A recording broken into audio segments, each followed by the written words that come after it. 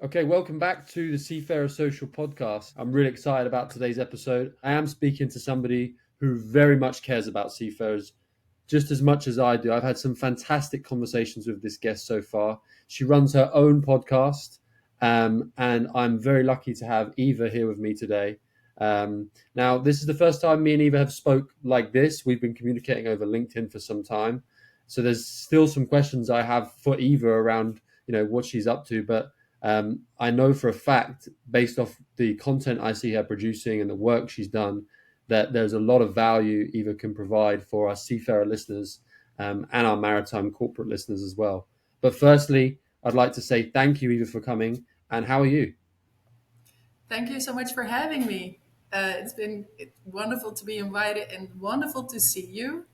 And I'm doing okay. Thank you for asking. And I'm really looking forward to tell a little bit about myself and the work today, and also to hear a little bit more about you so that I can also share what's happening in here on this platform you've created, which is awesome, if I might add. Thank you. So that everybody just know about each other, right? This is what's nice, to be connected with each other, I think. Yeah, I totally agree. You've been supporting me since I started, so it really means a lot. And I think the maritime industry, although it's such a global industry, business side of it is quite small. Everyone kind of knows each other, and it's nice to be able to support other professionals. What immediately drew me to Eva is that she has been involved in actually forward-thinking nature has actually led to policies changing within the industry, which is an extremely powerful thing to be able to do, which is certainly a topic I want to discuss about today. But let's bring it straight back to the beginning. Eva, can you share your journey so far and what inspired you to pursue a career in the maritime industry? Yeah, thanks. Yeah, that's okay. So my journey started in the Netherlands, where I was born, in the north, in a place where there's no sea at all. So I didn't have any seafaring family as it appeared. Later, we found out that a lot of my generations were building ships, actually, and were in inland shipping. So it it is true what they say sometimes, that seawater runs through your veins, right? Yeah, So that sure. turned out to be pretty true in my case, but I was not aware of it at first. So that's interesting. And then I wanted to go work on ships when I never knew what I wanted to do with my work, right? I thought, yeah, there's so much I want to do. I cannot choose just one thing. And then I found out about, you know, the maritime sector, and I thought, yes, this is nice because then you can combine all kinds of things, right? It's technical, it's nautical, you can discover the world a little bit, you can see places, you can meet people, it's everything. But then I thought, yes, I was just a girl, right? I was just 18 years old, and I thought, will I ever feel comfortable working on a ship surrounded by all men and males, right? So I thought, better go to this lovely island we have in the Netherlands. It's a small island in the north, and it has a maritime school with a campus. And it's like, it's a little bit similar to life on board. You also have to wear a uniform when you were there. So yeah, it felt really equal to me, that uniform, which was nice.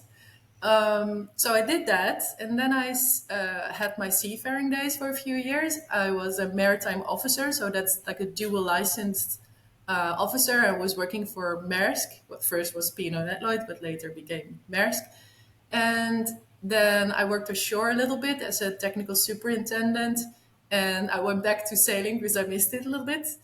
And then when I was working on a ferry, I actually became pregnant, so I had to stop it. And back then, you were also not allowed to work on a seagoing vessel while you were pregnant. And also physically, it was not so good for me, the pregnancy. So unfortunately, I had to stop that. And but then after I got kids, I remained working in the maritime environment, in the maritime sector. So I had a few jobs combining, family with work.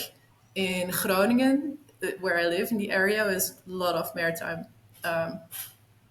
companies. So I work for a school and for a software company, for an insurance company, Wow. even for an offshore company for a while. But sometimes, it seems like a lot, but things just happened, and then I had to switch. So yeah, I was really happy to have this experience because it gave me so much insights into the different, aspects of what the maritime sector is. Yeah. So, and then just to hop on to your what you said earlier about the policy making. So my journey continued. When I was working for the insurance company, it was during COVID. So then the pandemic happened. Then, we had the crew change crisis, which I don't need to explain to this audience today how bad it was. And also, yeah, so I was just thinking what I can do as, to make sure that I help or support what was going on. And I just decided to be a little bit more active on social media in this time. So just to speak about it, to ask questions, just to reach out. And then I got a very wonderful message from this guy who said, are you interested in looking at if we can insure abandonment from a flag state? And I thought that was just the best question ever. I thought if flag state can take ultimate responsibility for what's happened to people who work on ships, that's what we want ultimately, right? Just to people for states, member states, flag states, governments to take responsibility like that Yeah. through insurance is just a wonderful idea. So I went back to my colleagues at the insurance company and they said, yeah, but it's already raised in the MLC, right? So we already have it. So it should be good. And I said, well, we have this increasing problem. So it's not good. Something needs to be done, right? So anyway, long story short, that was the first step. And I got introduced to working in a flag state and I got this opportunity and I took it. I was super happy and glad to be able to do this. And then first I did it in the evening hours because it was the pandemic, right? Everybody was working at home and I had a lot of time. Not a lot, but as it goes.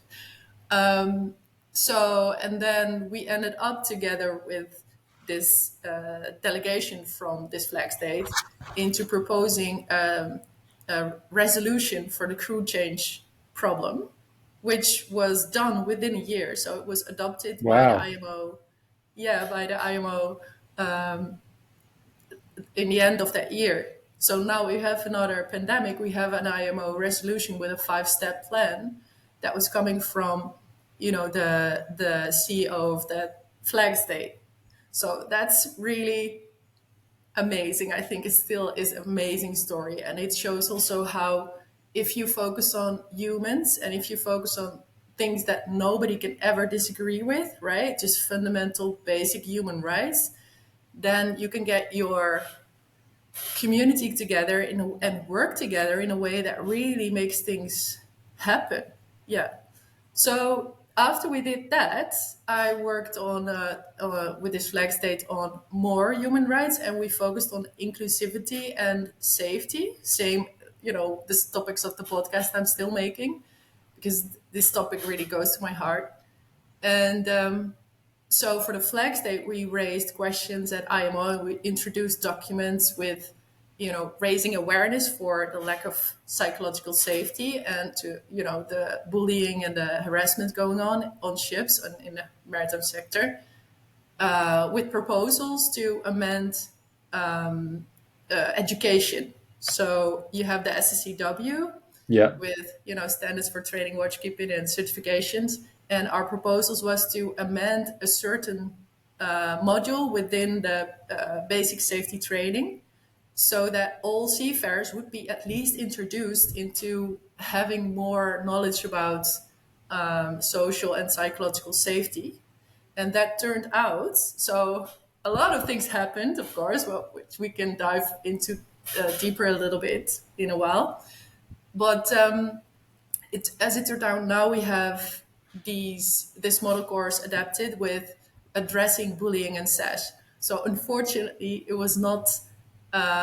So the language now is not focusing on psychological safety, but it is focusing on addressing bullying and SASH.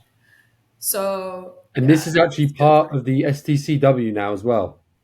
Yes, well, it's like to get really technical about this, you have tables inside of the STCW code and conventions having knowledge, understanding, and provisions about what the education should be about. And then the model courses are like advice for schools to how they should implement these I tables. see. Yeah, so we adapted the tables, and also we made proposals to make the model course, but I was no longer involved back then because unfortunately I had to leave working for the flag state at this point of time. So now I can still see it in the news and see it going on, and also I have a lot of friends still working on it, so I'm hearing that it's going really well. um, and the IMO and the other organizations and member states within the IMO just took it, right? Everybody's now talking about it. And yeah, it's also good when, because it's the one big lesson I learned from all of this was that if you have, you know, like a very small amount of people working on this, it's, yeah, it's creating some kind of risk, right? You just get, you cannot see yourself sometimes. Sure. So the more people that work on, especially things like this, which involve human rights and safety and health, it should be worked on by as many perspectives as possible, as many people as possible. So I'm really happy and I'm very proud that this worked out this way. And yeah, and it would be lovely to talk about it. Yeah, for sure. So that's twice. That's two examples that you were involved in changing policies. In Yeah. terms of the first one, though, I want to know a little bit more about that when it comes to the crew change crisis and the work you did with IMO. What exactly were the 5 steps that you introduced? Oh, I don't remember it so well because it was a while ago, and also my then boss came up with the idea. He wrote like an article about it, which you can still find in the news if you just Google it, then you will Okay. find it. And then so the 5 points. Well, basically what it came down to is if every member state just adopts basic understandings of that seafarers are key workers, that you have to protect your borders and boundaries, but you also have to keep it open for people who have to go through it, right? Yeah. Who need to go home. So yeah, that was basically what was done. And I think, if I remember it, it was something with visas as well, or documents. Yeah, but it was really clear and very simple in the end. And I think that's for me, it was a really good learning experience because I was involved in everything. And I still feel very grateful that I was able to have this opportunity because, it's, yeah. So I'm always very happy to tell anyone about this because yeah, as I see myself, I'm just, and don't get me wrong, I'm just nobody. I'm just like an insignificant person, like ants. If you look at our world from the top of the moon, everybody's just the same. And I feel that way about myself, I'm just somebody, just some somebody who used to work on ships and who's very, you know, uh, concerned about how people feel and how things are going. But to notice that you can actually drive so much change, Yeah. that was truly, yeah, I don't even have words for it. It was like, yeah. It's So an that's amazing also, achievement. It's an amazing achievement. I should say as well at the beginning, I introduced you as not a seafarer. What I meant is not an active seafarer. Um, but yes, no, I totally agree. That's an amazing accomplishment to be able to do. I'm curious, do you think that it's possible to be able to be involved in making changes like that without necessarily working for a flag state? well, interestingly enough, we then worked on the psychological safety project, right? Yeah. And I was having exact the same question to my boss, who is the head of the flag state, right? And he mentioned, well, let's set up a community because we can use the voices within a community, or a network of people to gather information, to listen to people, to see what's going on, to make sure that everyone is heard, to, be curious about what's going on. So Yeah. that's exactly what I then did. I just gathered. It started really small with just 5, 6 people, and then we started talking about it. We made some articles about it. We just promoted it amongst, the people that we know that could help us get the story out. And then what happened was that everybody who was interested in this topic came along with it, and we were open to all people. Still, I'm very open to connect with everybody who likes to talk about this and who has ideas. So what we did, we made a community who gathered around every 2 weeks digitally. So the nice advances that I think of having digital meetings is that everybody just has their own square box, right? Yeah. It's very equal. Doesn't matter where you are in the world, doesn't matter who you are, you're equal to each other. That's what I like very much about meetings like these. And we just had an agenda, with some topics, so the education was a topic, data collection was a topic, and resources. And also, let me think. Yeah, we also had a subgroup talking about the ISM code, so that we can connect more to the safety part and the responsibility part of companies, or, you know, yeah, entities or organizations, and accountability. But by the way, that was also a big discussion point always.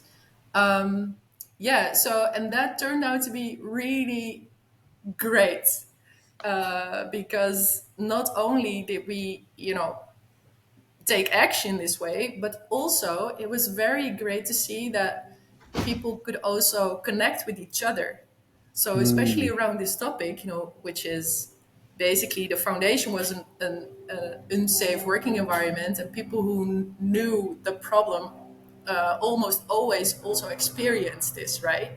And if you have ever experienced this, who experience an unsafe working environment can very much relate to what is necessary, but also it's very great to have peer, how do you call that in English? To have a connection with your peers, right? To people Yeah. who have the same experience, or not always the same, but with the same basic understanding of what it does to you as a human. So that was also pretty amazing to see and observe, and to actually be able to lead a group like this was very exciting. It was really very exciting. Yeah.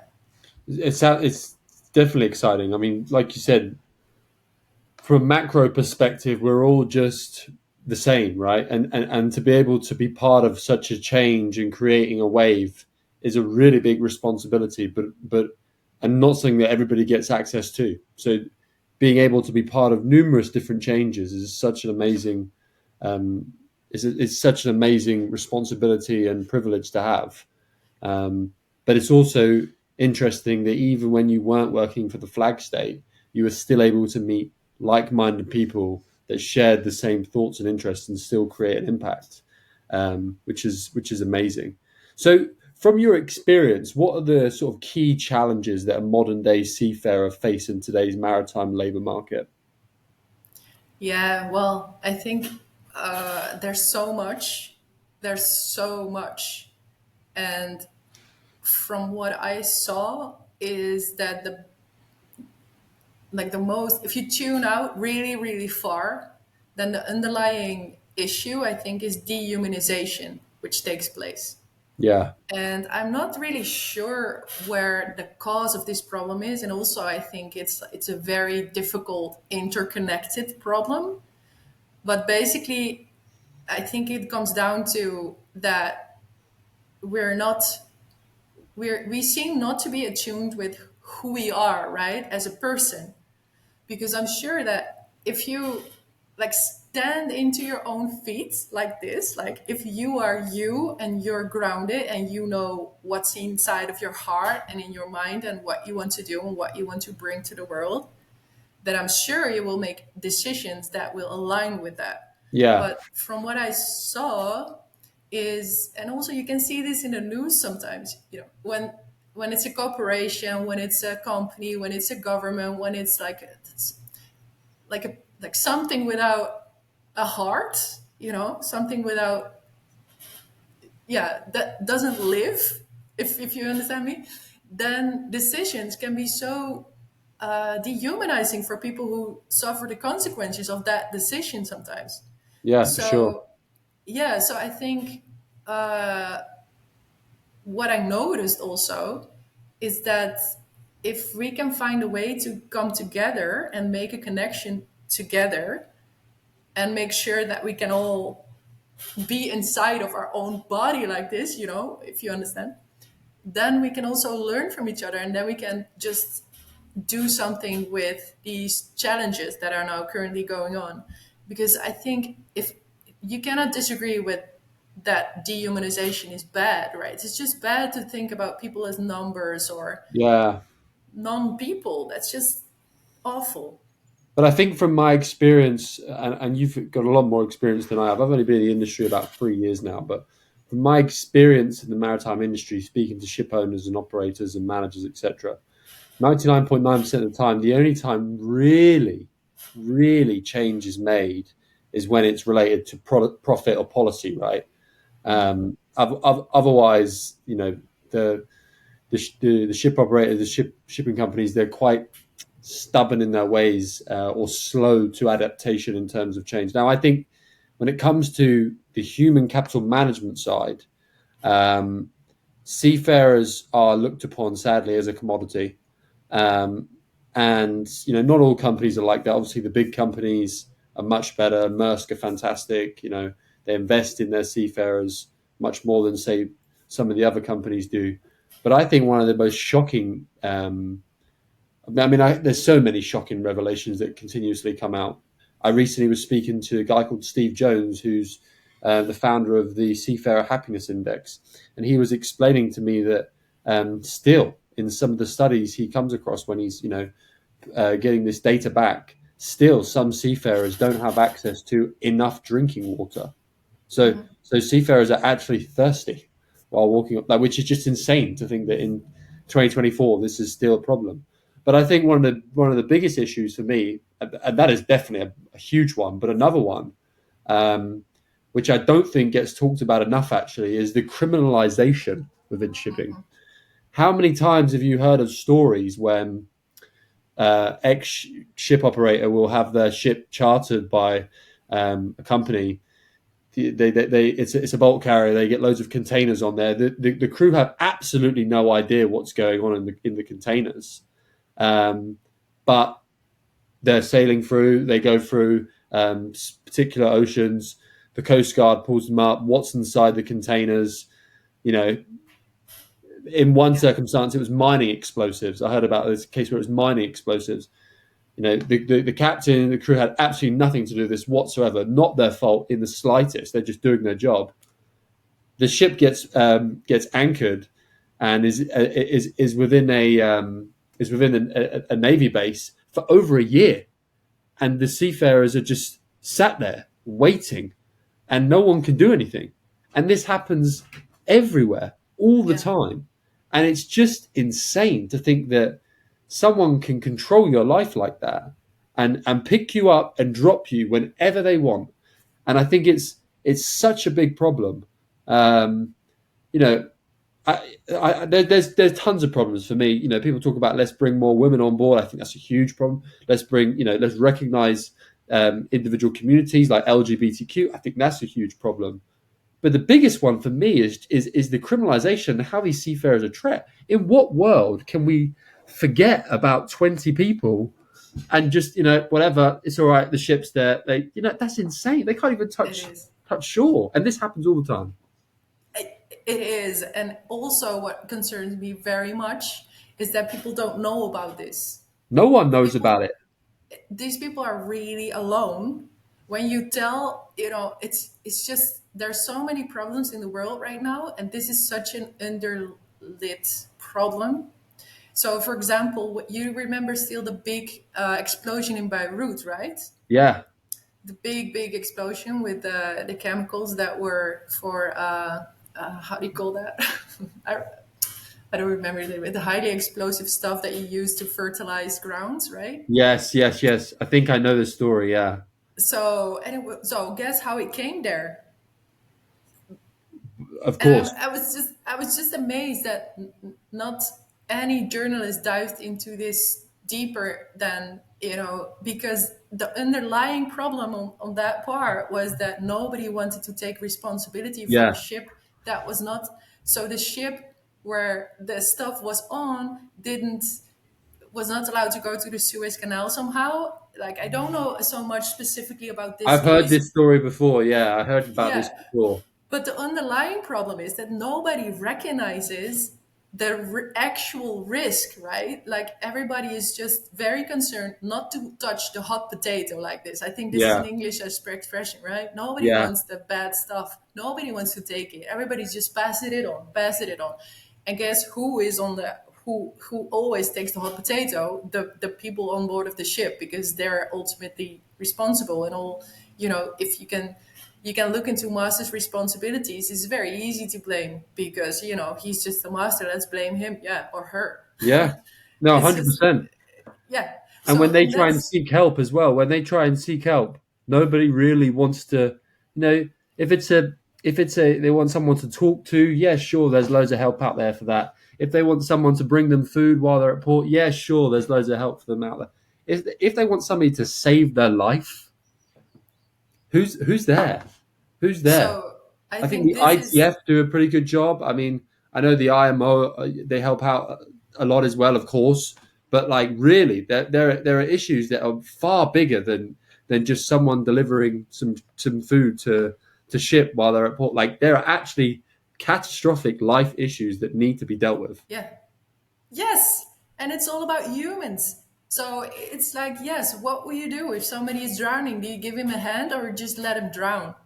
Do Yeah, you actually care about somebody else? And it comes down to what I said previously. Like, I really, really believe, otherwise we'll just die from depression, I think, by the way. But I really, really, really believe that everybody in their heart is intrinsically good. Everybody yeah, has good and kind intentions inside of their heart. I really, really want to believe that. Also, I think it's just true. It's true. So if we can go back to that part inside of ourselves, also if you work in an organization like ITF, IMO, in an insurance company, in a shipping company, a ship manager, in a crewing agency, on board of a ship, it doesn't matter where you work. Also, that was the power of our community, by the way. You can just see what you can do from your position right yeah, now in this moment of time. Like, what is the tiny thing that I can contribute as being a small ant on this world? What can I contribute in and using my position? Especially when you work in a flag state. So this boss of the flag state just give me the opportunity to speak my voice in IMO, right? So he did that for me, right? So there's more people who can do that. If you work somewhere and you have the opportunity to give somebody else a chair at the table, or to give somebody a piece of information that might be valuable, to save lives or to just help somebody out, can also be super simple. But if we start doing that, we can actually make more change that you could ever imagine, because things, what it comes down to, like devastating problems like seafarer abandonment and what we just mentioned, the general dehumanization going on, criminalization, just the whole blaming victim perpetrator thing that is going on. It just keeps us stuck in the same system. We need to rise above this, I yeah, think. We need to just get out of the blaming mode and see, okay, but what can we really do? How can I acknowledge that I did something wrong that hurt you, right, as a perpetrator? How can I take responsibility for that and accountability? What can I do to make it better so that I don't do it again?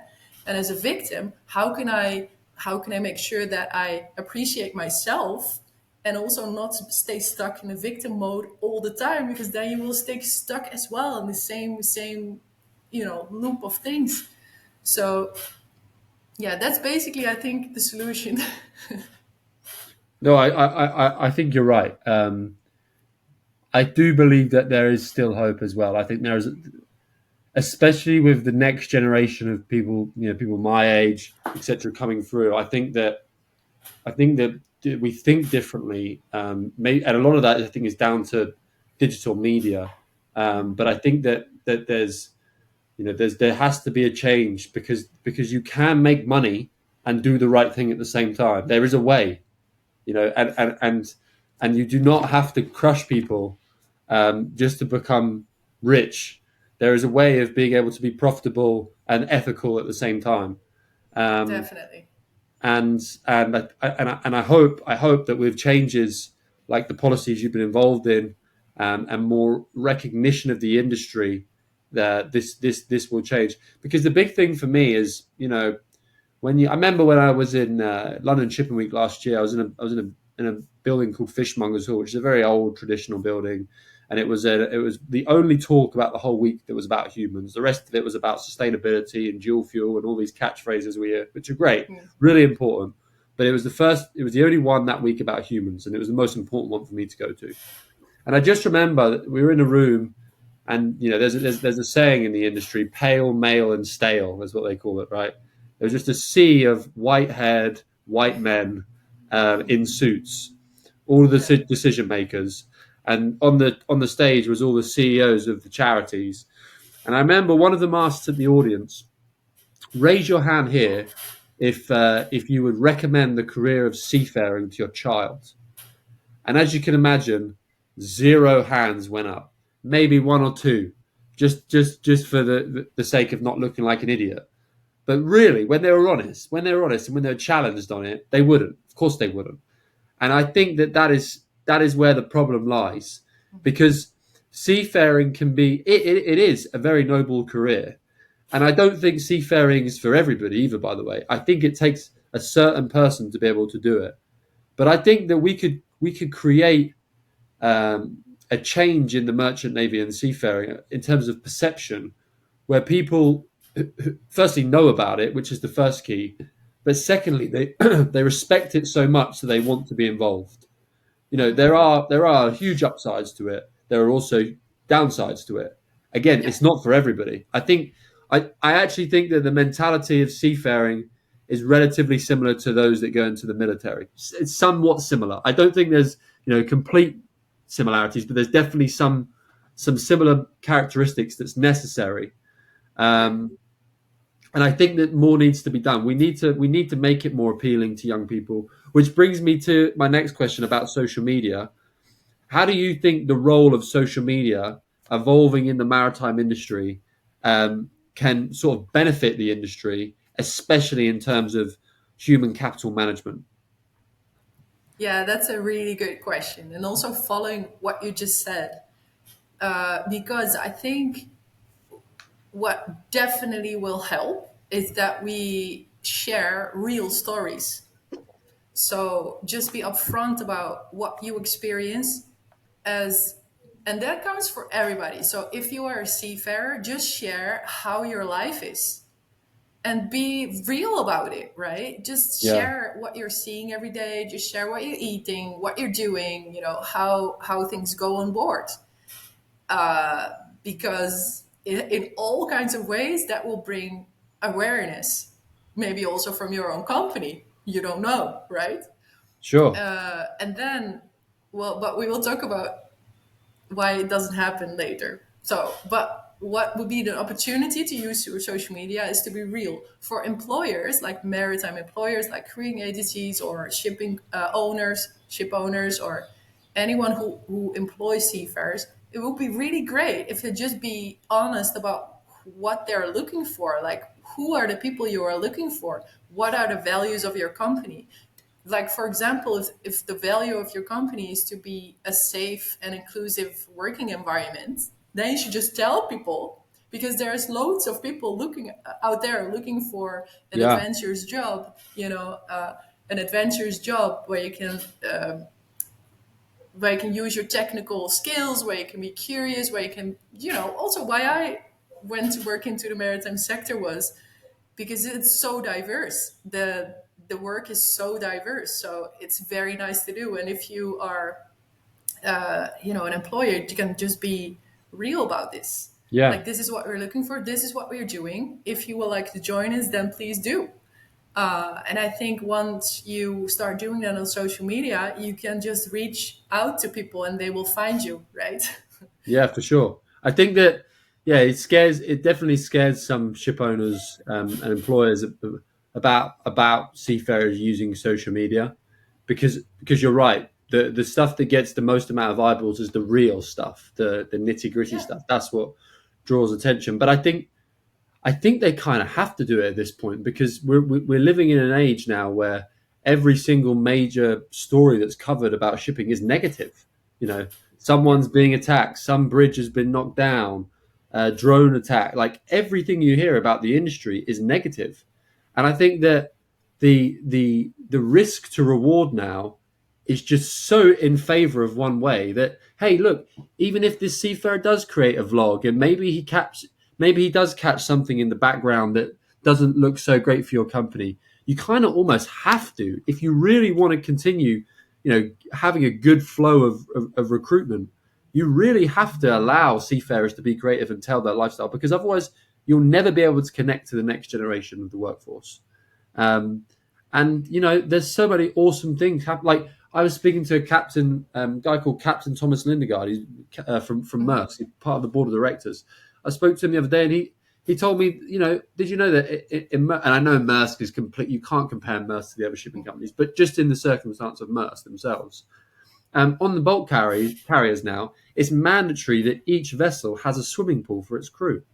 I mean, I never knew this. This is No? like is such a cool fact, right? Like, Yeah. make someone can make a video out of that, and people will be like, That's super cool. I want to do lengths while I'm, in the Mediterranean. That's pretty badass." So, little things Exactly. like that. The next generation, they're interested in hearing things like that. Things that Yeah. you might think some might think insignificant. The next generation, they want to hear those things. That's fun. It's interesting. It's different.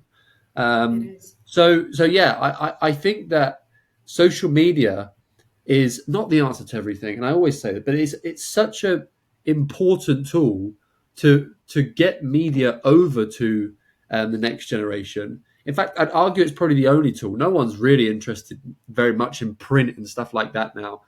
We're all fighting for attention, so you have to be able to create valuable content that within a 30-second time limit. So you know, yeah, for me, I just think so much can be done in this industry. I always create links. I know it's different, but I always create links between aviation and shipping, and the maritime. I know they're completely different, but there's some similarities. And and if you look at them from a digital marketing perspective, they're years ahead. Inclusivity, more women on board, making the workspace fun, thinking about the labor market. If, being an honourable career. Imagine how many people, who wants to being a pilot is like, wow, I'm a pilot. People see movies and they dream of that. Yeah. We can make that same thought about being a captain. We can do that. Definitely. We can create that same feeling. We just need to put it out there. Yeah, and I like your analogy with the aviation sector, and I came up with this other analogy as well to compare it to the space sector. So a ship is basically like a spaceship, right? It's in a Sure. very hostile environment. If you fall overboard, you will just die. Yeah. You know, not you will just die, but you have your rescue things in place. You have your training. You know how to survive or how to that's not what I For mean, sure. but it's And it takes a hostile. long time to get to places. In It takes a aviation, you long can get time. anywhere in a day. You get yes. So, but on a spaceship, you're stuck with each other Yeah, for like a long period of time sometimes. And if you're unlucky, like when there's a pandemic over there, you might be stuck in there, for a few years, maybe even. That's like. And if you make then the comparison to how we monitor and treat space seafarers, right? yeah, It's different. It's very different. It's yeah, very different. And if you then think about this, like let it sink in a little bit, then you're like, ooh, that's bad. What happened? Well, let's go back into time. Let's go back into time when when the space travelers are now discovering new worlds, right? Or maybe we will go to Mars or on the back of the moon or whatever. Well, we did Yeah. that in shipping a couple of 100 years ago, right? We went to the other side of the world. People would still think there's no other side of the world. They didn't even know how the world looked like. So, Yeah. and then they discovered all these nice places in Australia and America, and.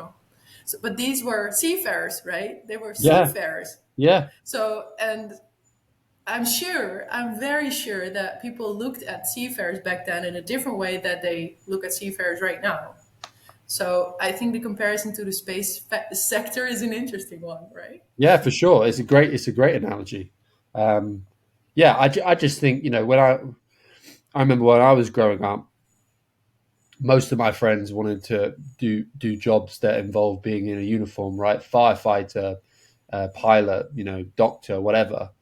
But very rarely did anyone ever say captain of a ship, and why, right? It's such a badass title to be It is. captain of a ship. But I just think, yeah, not enough is done from the root level, and that's a completely different conversation altogether when it comes to career advice, because my country could do way better with that sort of stuff. But yeah, I think that it's an awesome career for those who are prepared to do it, but more people need to know about it, and I think social media could definitely play a role.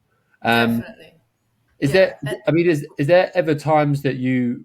And thank you for quoting my video that I posted yesterday. But are you one to stay up to date with sort of videos that are going online from seafarers? Is this the sort of content you're still consuming? Yeah, yeah. Well, I like social media. I like to limit it also because I noticed that can be quite addictive. So you have to be aware. Sure. Yeah. But I think what I like most is just honest stories for people who just show what they're doing. So Yeah, you I have like like stories. yeah, well, and also posts and, but honest tales, I think, just for people showing who they are and what they do. Just super, super simple. And, it's such a powerful way to make sure, because I noticed with myself, if if I notice that this video is somehow edited or it has like a sauce over it, that some company wants to make a sauce over a personal story or something, Yeah, yeah, it irritates me because I think, huh? Well, I can look up who this person is working for myself, right? It's just, but if you do a good job as a company, you hire people who really are on the same level as your mission and vision, so you can trust people that they share things that they like, right? And then also it would be beneficial for your company. So why the extra sauce? Why? Yeah, well, so that's the first. The second thing is that you can be amazed who is actually working on these vessels, right? yeah, Because in real life it can be somebody else than you ever imagined. So let me yeah. tell you a really quick, very funny story. I used to have make presentations in primary schools to tell kids about career at sea. Okay, And that's cool. yeah, I done that for a few years. And whenever I came up and they noticed that, so most of the time, not all the time, but most of the time, they were like a little bit disappointed to see me because they said, huh? But this is just a teacher. I thought we have a real seafarer today. Yeah, well, I can imagine that because Yeah, also, sure. I can imagine that. So I like, yeah, yeah, I recognize you say that because this is, I have no tattoos, I have no beard, I don't look like a seafarer to you. I can understand why you think Yeah, that, but let me show you my pictures because I did, and I showed them pictures of me working on an engine, me standing on a bridge, and this is the same tool you can use for social media, but then more accessible, just for people to look what's happening, and hundred then you percent. will draw a workforce. I think, yeah. I mean, you touched on it then about not fitting the right profile of being a seafarer. What about inclusivity? Like, how do you think we as an industry can promote? And this is a big question, big hot topic. How do we get more women on board ships? How do we increase that 2% to something a little bit more even? Because you know, from my side, I can see why in some circumstances this industry wouldn't appeal to some particular females out there. My partner Charlotte, for example, I don't think would ever want to be a seafarer, but I think there's definitely a lot of women out there who would. How do we create a safe space for women on board so they feel more inclined to pursue a career as a seafarer? Because as far as I'm concerned, um, having 2% to 98% is so bad, n- not just because of diversity and inclusivity, but because actually from an operational perspective, the shipping companies are missing out on 50% of the world's talent, which is insanity. I mean, Exactly. you could have people that could really change your company and make you a lot more money. So yeah, how do we bring more women on board? Good question. Thank you for asking. Because, first of all, I don't think that's about the women. I think the women, if you look at women working in the maritime sector, just points out, it just makes you alert on something. It points out where you need to focus on. Yeah, So if you look at women in your, like, let's say you're watching this or you're listening to this and you are a ship owner or you're working for on a crewing department or a crewing agency, how would you feel if you would hire a woman to work on board of one of your vessels? How would that make you feel, like, inside? Would you be totally comfortable because you know that your vessel and the people who are working on your vessels are completely safe and inclusive for everybody to join? Because if this is a yes, then it doesn't matter if it's a woman or a man or any kind of person, because it's safe sure, and the sure. people know. So if you look at this problem, it just points out where the where the real challenge lies, and that is in creating a safe working environment for everybody, like socially, psychologically, mentally, physically safe. And also, the biggest challenge, I think, is that people know how to have a working relationship with each other. Because when you work on board of a ship, you're not able to go home, right? You live on that vessel, you live together with your colleagues. Yeah, So you have to learn how to do that. So not only bridge resource management and,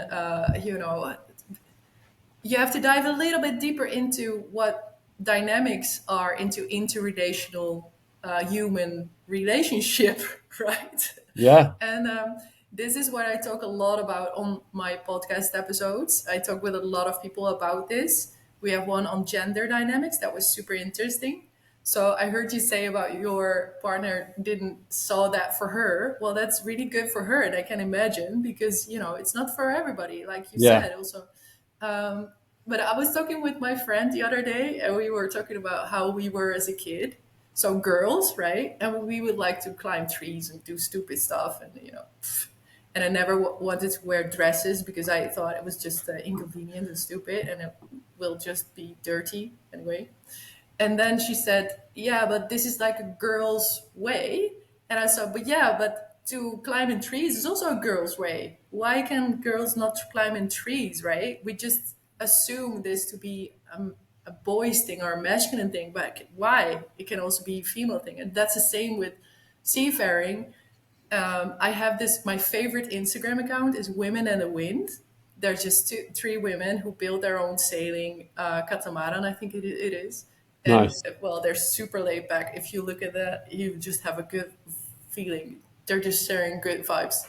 But it also shows that not like the image you have inside of your head, or how a woman should be, or how she should behave, or what she should look like, or what she can do for herself to make a living, is not so boxed up. It's not so, it can be wilder than you think, right? It's just, yeah. So I think that's the solution. I think the solution is, and you hear a lot of people saying things about diversity and inclusion. I think diversity is like a natural following of an inclusive working environment, because if you make, I would like to compare it to a garden sometimes. If you make the garden pleasant for all kinds of plants and trees and things to grow in, then the diversity will just flourish anyway. You have to make sure that the environment is good, and nice, and that everybody or everything has what it needs, to thrive. And you have to stay open. It's very dynamic. Like it's super dynamic. Some plants need rain, some plants need extra sunlight, some cannot stand sunlight. You know, it's very dynamic. So you have to be open, you have to communicate with each other, with the leadership. And I think this is what we should definitely look at in the future, not only in the maritime sector, but also, you know, for everything and everyone. Also in schools, by the way, this is also a big thing, but maybe it dives too much into No, I, things. I I think you're right. Totally agree that creating a safer space for everybody is how you get everybody involved, and like you said, that will eventually create further diversity. I mean, from so my mother-in-law, she was part of the Navy. She was a Navy officer, so I guess you could say somewhat she's a seafarer. Um, and she's part of the LGBTQ community, and she served on board ship when it was illegal to be gay, and spent much of her life silent and hiding. And you know when but she carried on doing the job the whole time because she had so much commitment to the work. She fell in love with the work, even though the work didn't accept her for her, which I just think is, insane. How many people would do that, right? I'd leave. If you don't like me, fine, I'm out. I'm out. But it just goes to show you that when you find the right person, they can do the job for you, regardless of how much crap you throw at them. Why don't we stop the crap? Why don't we really open it up and have more of those people on board? Open the doors to everybody, Yeah, and promote it as a safe space.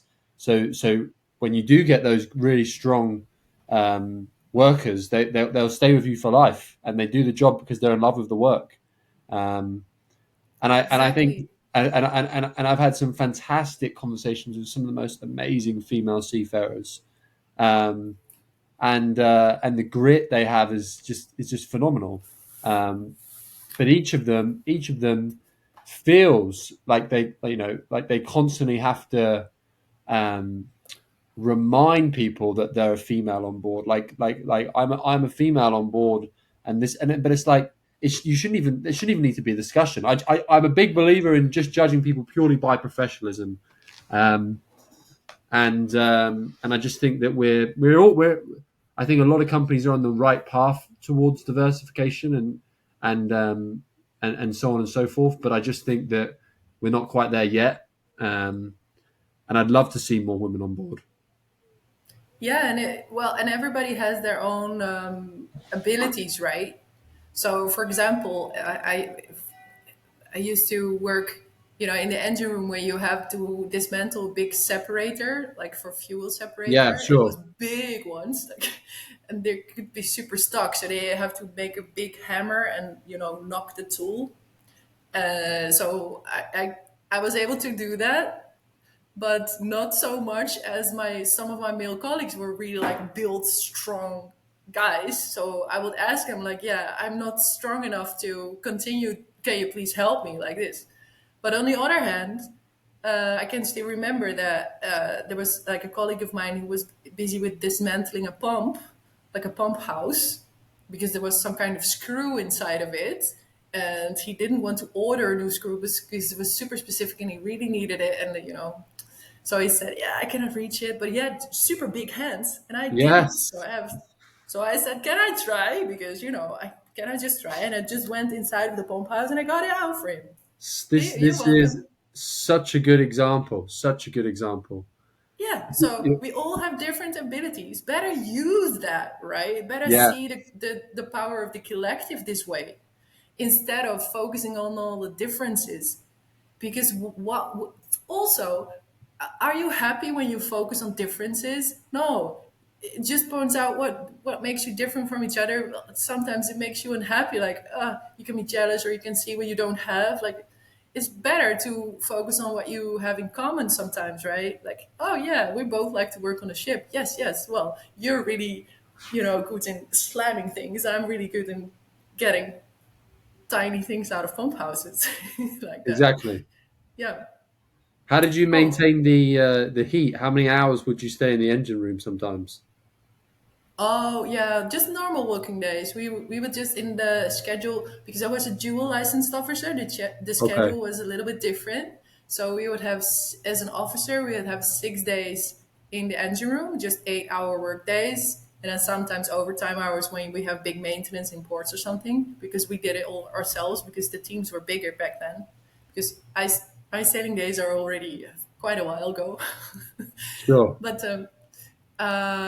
and yeah, and then 2 shifts on a bridge. So I think it was like the 8-12 watch and the 12-4 watch, and you switch every 6 days.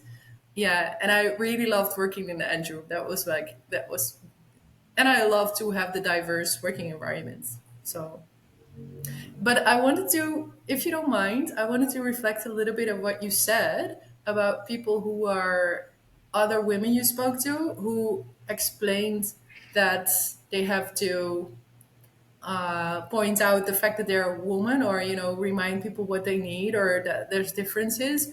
I think also what we should recognize is that you if you're working in an environment that is dominantly male, you have to adapt yourself, right? And you have to also adapt yourself to certain behaviors that are not really nice for you sometimes, and that can put you in some kind of survival mode, and then you're also not able to reflect on yourself anymore so well because you're in this mode, because you have to thrive in this environment, right? Yeah. So to go back to your mother-in-law, who was like the Navy officer and have to hide that she was gay, I think that's because she needed to survive there. It was her living, right? It's Yeah. you need Sure. to. So yeah, so that just points out how incredibly important it is to focus on safety first, and not necessarily the physical safety all the time, like wear helmets, making everything yellow, black tape, and having all of those checklists in place is very important. But also talk with people, make sure, if you evaluate their performance, for example, you can also ask them how they're doing. Yeah. Like, do you need anything, or do you miss out on anything when you are on board of one of our ships? Like, can we help you in some way, for example? Yeah, I don't want to be a very I'm not sure, but I think it will be valuable. I heard somebody complain a little bit about when she was still sailing that she had to bring all of her menstrual products in her suitcase, and it takes so much Oh my space. God. Yeah, but yeah, you have to bring that yourself. It's not available on board. So if you go on a training ship for half a year, you should bring it for half a year. Yeah. Sure. Anyway, that's just a But they very don't have small. sanitary towel bins on board, though, right? This is one of the big issues I've heard. They don't have the sanitary towel bins in the toilets and stuff like that. I was speaking to a lady just recently about this. Insane. Well, it's you have to recognize, and it's good we talk about this. It's it's environment made for males. I And know, I that's know, I know. okay. That's okay because also females need to pee sometimes. So they just use the toilet. It's okay. It's okay. You can just take care of yourself, right? But stupid things like this, like insignificant things like this, is sometimes, yeah, it's not. It sometimes could use a little bit more attention, so to say. Yeah. And how much would it Or really cost? Nothing. no, but you have to be aware of it, and You have to be also aware of it, yeah. yeah, and also don't victimize the people who speaks up about it, right? Just if you Yeah. speak about it, just say, "Hey, thank you for pointing this out." Oh, it's by the way, it's the same thing as if you make videos of your working environment. A lot of employers are afraid that people will see things that are not in order, or Yeah, you know. exactly. So I think that's just the wrong mindset, if you might be saying, because that you should be thankful that it is pointed out in that way, like, oh, thank you for notifying this because we didn't see it and now we saw it, so now we can do something about it. Because assuming that there's no problem is a very big risk, I think, especially in a safety way. If you assume that everything is safe, yeah, you should just check always, and you should keep options open, and this is, what's really safe then. So yeah, anyway. No, I totally agree. There's it, you have to give people the safe space again to be able to talk up, but Yeah. act as well. But act like, that's sometimes the big issue, especially in this industry. The act. Like, how long does it really take to get things done? Too long, I think. Um, Yeah. Decisions take so long in the maritime industry from Yeah. everybody. I never quite Yeah. understood why. But hey, um, is there any other things that you wanted to discuss before we close off? No, I think it was marvelous to talk with you today. And, for any listeners here, if you have some questions or comments or things you want to know or want to say, then please leave them in the comments below, because I would love to engage and, to communicate and to connect. That's the thing I love to do most. And yeah, and if you ever want me to be your guest again, then please tell me, because it was a lovely conversation. Likewise, yeah, I really enjoyed this one. Thank you so much, Eva, for agreeing to talk to me. And I hope that we provided a lot of value to the listeners.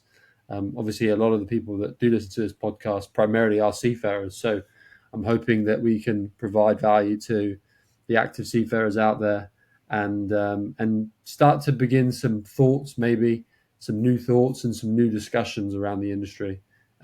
That's really why I do this, and speaking to people like you reminds me that there's other people out there who have this forward thinking mindset. So yeah, thank you so much for taking the time today. Thank you also so much. And yeah, it's true. We are in this together, Yeah, that's the nicest thing. Thanks, Eva.